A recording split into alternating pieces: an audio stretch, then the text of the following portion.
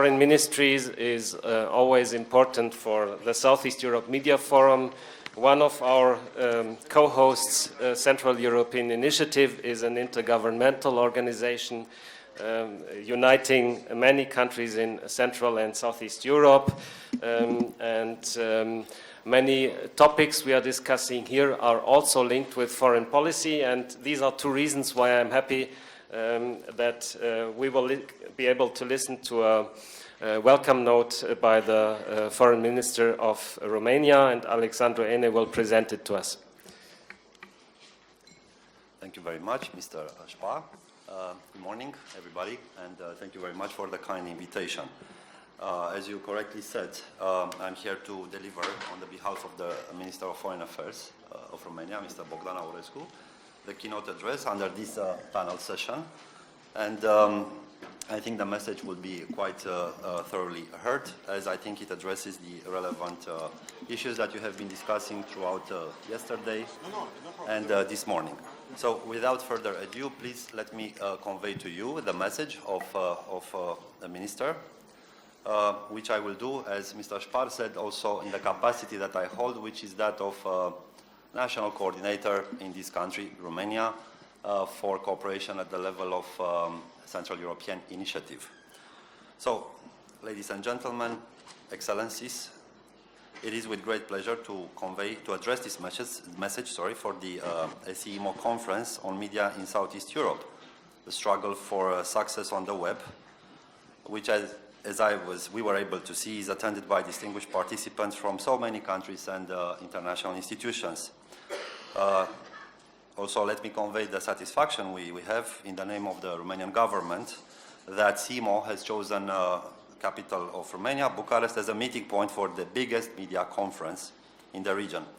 Also, by way of introduction, I would like to thank the co-hosts and partners of this event, Konrad Adenauer Stiftung, and the Central European Initiative and I would like to pass a word of appreciation to Ambassador Klestil, who is with us today in this room, Deputy Secretary General of the Secretariat based in Trieste, for their joint efforts to make this meeting a success. So, firstly, I would like to address from a diplomatic perspective or outlook the main topics of your discussion, which is media and politics, and how these two are influencing each other, and the media landscape transformation in Southern and Eastern Europe. We are dealing with a shifting international geopolitical, we could say, environment, and the media itself is going through transformations, especially in today's digital age, as we see it in a context of ever-growing competition and emergence of modern technologies. The last years have been more than illustrative in their sequence of new crises, each of these superseding the previous one. We were and we are in a constant need for adaptation and fresh policy making, and nevertheless, deepening of this crisis within and around us is forcing us to stay focused on our shared strategic interests and the array of issues which are complicating further the surrounding threats. At the same time, the communication platforms that you have been discussing are becoming more and more complex and participatory, and they reshape the way journalism is made and perceived. They are also reshaping the way institutional actors, such as the Ministry of Foreign Affairs, manage its public communication. Not only these platforms are used as a source of information, but also as a channel of sharing that information. Internet, as we all know, is going mobile, and consumer habits are expected to change. They already did, but they are expected to continue to change dramatically as a result of mobile internet. So basically, we are facing a worldwide web of information, a huge amount of information, quantity-wise, available, that has considerably increased from the traditional so-called media, newspapers, print and TV, or radio shows, to blogs and participatory or citizens' journalism. Both of us, public institutions and media, need to invest much more into monitoring, analyzing, assessing the quality and especially the accuracy of this information. And of course, while doing this, we need to adapt to the reality, this reality generated by technological breakthroughs and technological developments. The Romanian Ministry of Foreign Affairs is working really hard on developing its digital diplomacy tools and using digital platforms to communicate about institutional policies, diplomatic actions, and foreign affairs objectives. At the same time, at the Ministry, we are extremely aware that the digital diplomacy brings out not only opportunities for communication, but also challenges. And these are a rapid flow of information, real-time communication capability, which is even more relevant in times of developing crisis situations. These are also including the possibility of alerting people about imminent dangers or coordinating actions, such as evacuations from risk areas anywhere in the world. While we try to make the best of these new technologies in the MFA, we continue to rightfully value the importance of direct communication and consultation with what is generally known as the civil society. And this is why this year we had the initiative of launching our own series of interactive debates, which is called in Romanian Dialoguri la MAE, in English would loosely translate dialogues at the MFA, by which we try to create a platform, an open platform for debating the latest international developments, their potential impact on Romanian diplomacy and foreign policy, and the solutions or ideas or concepts that we would propose in reaction.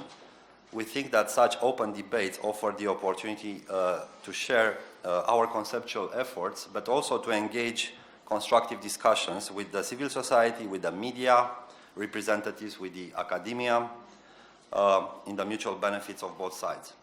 So, ladies and gentlemen, as mentioned, I said that in the beginning of my intervention, new technologies not only simplify our lives, but also, at the same time, they also make it more difficult in overcoming main challenges that both journalists and, to a certain extent, diplomats face.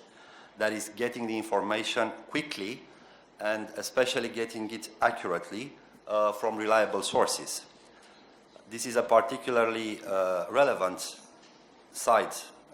issue today, when we can see what is called journalism's dark alter ego, that is propaganda, which gains grounds again in an insidious way, I would say.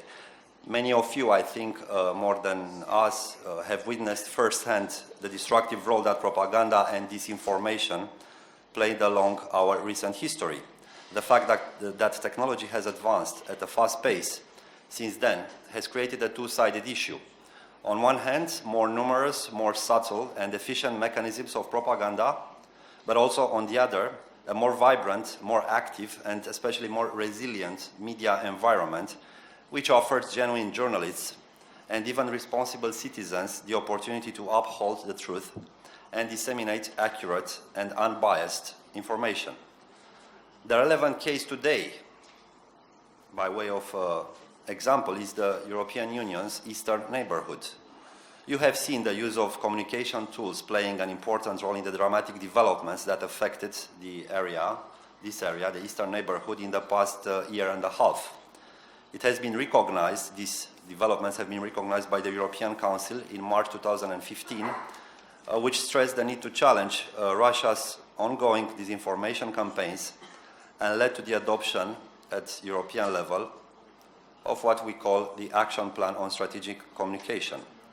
This is an action plan that outlines measures on issues related to the Eastern neighborhood and beyond, as well as wider EU efforts in support of media freedom and strengthening of the overall media environment. Romania has supported this initiative and participated even in the donor conference entitled Free and Objective Media in Eastern Partnership and Beyond, which took place in September in Warsaw, Poland. We stressed there that the need for the states in question to promote alternative and independent views in a democratic and thriving media environment which cannot be dominated by a single source. Special attention should be devoted to providing quality information in minority languages, focusing on the promotion of their own national narratives, rather than exposing reactive views and just dismissing foreign propaganda. Such efforts certainly require also increased funding, so of course more money is needed. providing help and platforms to independent voices represents, we think, a sound and wise investment. We have, as Romania, constant efforts to position ourselves as a country that respects freedom of expression and that of the mass media, without any derogation from these principles, which are fundamental for a genuine democratic society. We fully uphold these principles, not just in our country, but as well in our region. And we fully support EU initiatives aimed at strengthening the Union's capacity of anticipation and also response. So distinguished participants, by way of conclusion, I would like to say that today, while we witness swift and unpredictable changes, we all need to support and protect the freedom of communication and freedom of expression. We need to promote and support a reliable and diverse media, which is committed to developing a professional media market that is accessible and adaptable, and that always remains true to its core principles of accuracy, deontology, and reporting information in the public interest, so that the relevant messages reach the public in a clear and undistorted manner. In the current geopolitical context, when we have a security crisis in many places of the world, but also extremist tendencies rising, it is crucial that the media, the press, is aware of the important role it has by protecting and fighting for the rule of law, for the human rights, and for the fundamental freedoms, but also for the principles and norms of international law. The means of mass communications, whether they are classic broadcasting or new media, can truly reshape the public agenda, can have a real impact on people all over the world, and help them bring their contribution to building a common area of democracy, of stability, and of prosperity. Let us not forget that quality journalism is an indispensable funding element, mortar brick of democracy. Without any doubt, all of you are very aware of this important responsibility and the mission that you have. I hope you see us, institutions and governments, as fruitful and unwavering partners. So I would like again to thank you very much for allowing me to present this message on behalf of the Minister of Foreign Affairs, and to convey to you his wishes and mine as well for a fruitful conference, and as well as of success in your important professional endeavors. Thank you for your attention.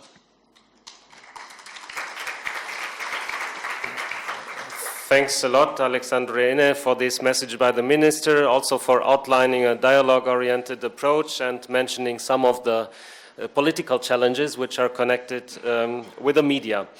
Now I'm inviting you all to a short coffee break of 15 minutes. We will start again with the next panel at 11:35. The next panel will be about the future of the media business in the region, Southern and Eastern Europe. We will have media managers discussing the directions of the media landscapes, and my colleague Adelheid Wölfel, she's a correspondent for Der Standard from Vienna. She will moderate this debate. Enjoy the coffee break.